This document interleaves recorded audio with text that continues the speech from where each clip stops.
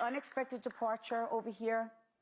Because I just keep tasting blood. My name's Dustin Dean. I'm a professional national touring mentalist who has appeared on national television. I'm known for replicating and debunking psychic powers using the techniques I've learned over the years as a mentalist. That was Theresa Caputo, famously known as the Long Island Medium. She claims that she can connect with spirits and speak with the dead, charging a hefty fee and making a lot of money in this process. Let's break this reading down bit by bit. Before we go any further, if you don't know what cold reading is the idea that you start with this general information kind of rapid fire and hoping that someone somewhere connects, which is exactly what happens here. Unexpected departure over here. This is a common phrase that psychics keep using, but need to stop using because it is so transparent and so obvious. I see this time and time again from self-claimed psychic mediums. And they always start with saying, now I'm seeing a spirit that left unexpected or left suddenly, something of that nature. Almost every death ever is unexpected or sudden to someone. You might be saying right now, oh, but what about old people that have cancer and die peacefully? That's not what she's trying to get.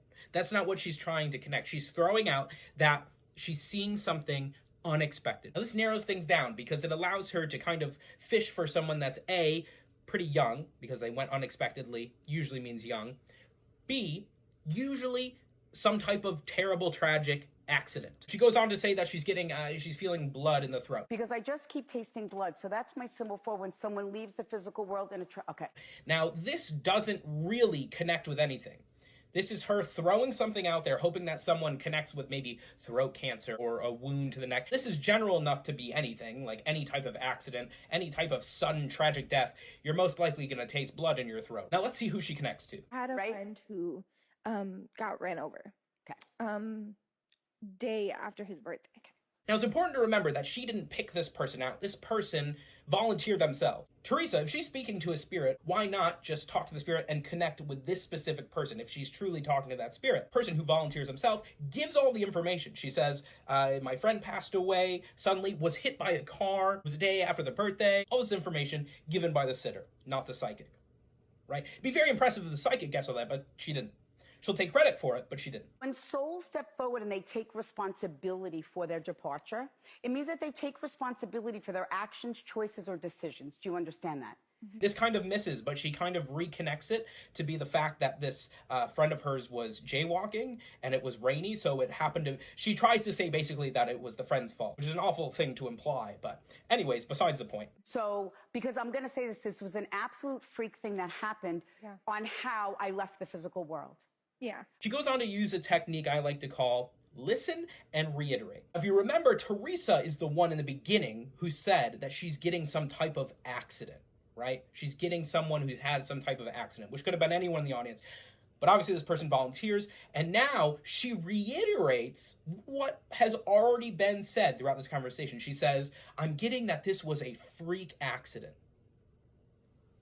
She's already established that this was an accident. And also, that's obvious. Why? It's not like the friend was like, yeah, no, it was actually planned. But I wonder, did someone leave the scene of the accident? Or, because I heard, tell her that even if they got to me sooner, I still would not have been able to survive. Yeah, it was a very rainy night.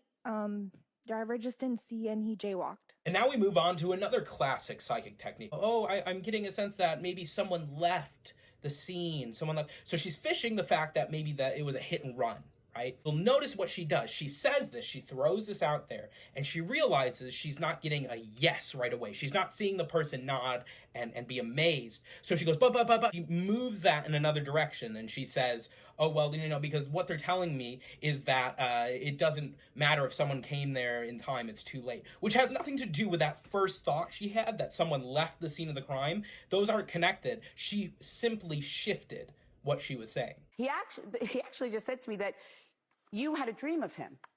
Yeah. He goes, I told her that I was okay in a dream. Now, finally, she pulls out one of the most common bag of tricks that a psychic uses and talks about them dreaming of someone that they lost. It's incredibly, insanely common. Almost everyone has a dream of someone in their life that suddenly passed away, or even someone who, just anyone in their life has passed away, grandmother, grandfather, friend. We all have dreams of people that we have lost. Usually it's things we want to hear from that person, like they're okay, they're doing good. So she uses this as a last resort to close off her reading and end on in a high note. But anyways, here's my challenge to you, Long Island medium Theresa Caputo, and also Drew Barrymore if you're hearing this. Let me come on the show and challenge Theresa directly. If she can do her reading under my conditions, I'll give her $10,000 and finally admit that I'm wrong and that psychic mediums are genuinely real.